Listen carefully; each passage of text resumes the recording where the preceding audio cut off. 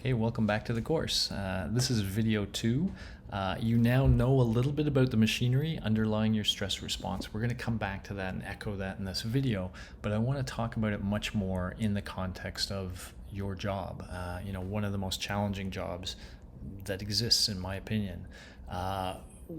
This is from a survey in 1980, and I actually want to connect with this very first point. It was about a week or a week and a half ago when my wife came home from work, and she was in tears. She was very upset. She was very upset because she had just heard that a 3-year-old boy had been struck by a car and killed. And he was walking with his 8-year-old sister and father at the time. We had 2 grandchildren exactly that age and gender who lived in that area and could very well have been out with their father at that time. And so there was a worry that these were our grandchildren. That was obviously deeply affecting for her. We did find out eventually they were not our grandchildren, but still, my wife is very empathetic, and every time that story came on, she could be brought to tears. Just thinking about the tragedy and the grief experienced by so many people in that situation. I was talking to Dave that day about this course, and I mentioned this to him, and he highlighted, and we see it as number 1 on this list, that this is one of the things you guys encounter every day, running into grief and tragedy and seeing victims who could just as easily be victims of from your family, and having to deal with that rationally, calmly, and being the person on the scene who is behaving rationally when so many people are in suffering and grief around you. That's a hard thing to ask of you, and that's just one thing on the list. When you combine those with some of the other things on the list, for examples number 7 or 10, public criticism of the police and personal insults from citizens, you are there trying to help the citizenry, and yet sometimes you are portrayed as the opposite of that, which, like, wow, and so when I consider all these things, it's like, my goodness, it is an extremely difficult job. And if anybody really should be understanding of their stress system and trying to manage it, it should be you guys. And so we hope we can help in that regard. When I actually, I wanted to make a point about stress that I think is important to the overall situations you encounter. And when I did, I found this diagram. So let me just go through this first of all. We've talked about that stress response, and I've talked about it in a very acute sense. So what I mean by that is, some event, some relatively short-term event happens, and it causes this whole response in your body. But that same response can also become chronic. There are people that are under continual stressors. That source of stress is there all the time: a bad relationship, a stressful job, a toxic home environment, etc.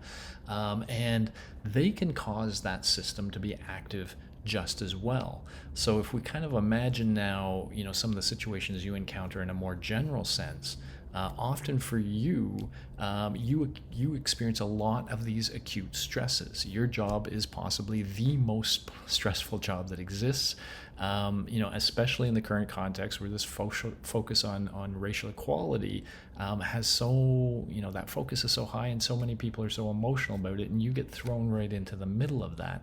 And so, there's you trying to deal with some acute stress. At the same time, the people that you encounter may also be trying to deal with stresses, and it could be the acute stress of the situation, but it could also be more chronic stresses. In fact, you may be carrying more chronic stresses. So the point is that you have your sympathetic nervous system probably fairly engaged by the situation and any chronic situations you might have, and the people you are interacting with also may have their systems engaged. I just point out COVID here. COVID is a stressor that won't go away, right? And we're all living under it. And so we are now living in a world where almost everybody, you and everybody you encounter, has this system kind of humming along in the background. And remember, this is a fight or flight system. And so it can lead to emotional interactions if we allow these systems to kind of take control. And the really tough thing about your job is you carry the responsibility of managing these situations where you, there, or both of your sympathetic nervous systems are active.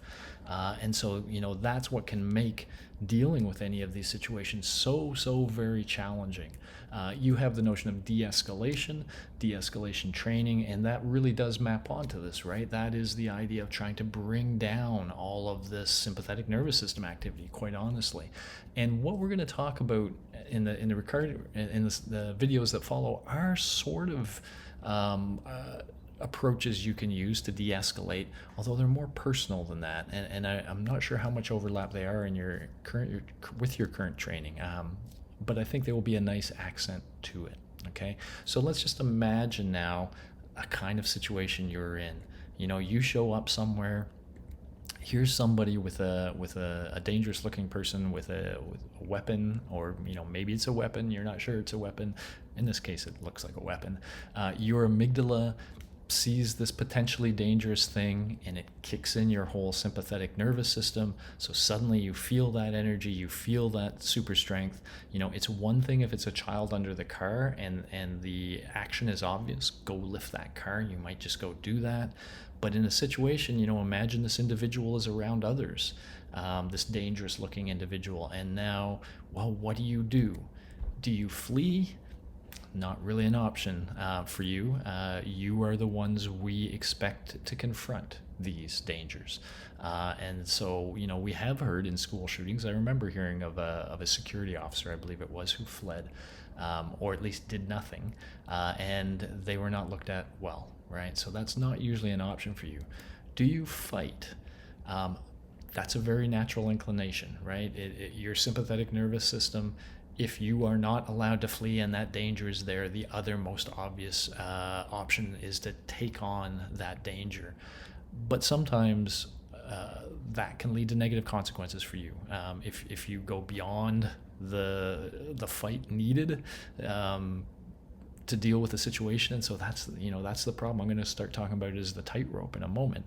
You want that activation. You want to be ready to respond quickly and strongly, but you also need to retain your ability to think rationally about the situation more generally and not give in to just a very primitive, desire to just go right after the threat.